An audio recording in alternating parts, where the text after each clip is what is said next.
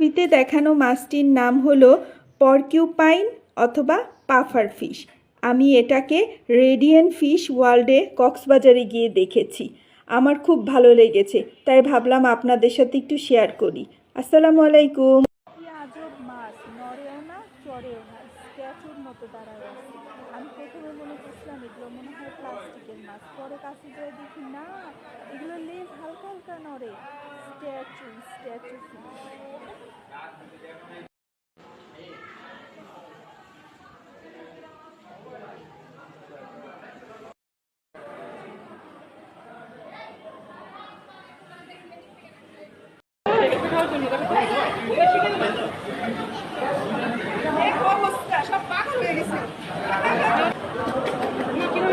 কিভাবে টানতে করে ছিনিয়ে যাবে, পাগল হয়ে গেছে, পাগল হয়ে গেছে।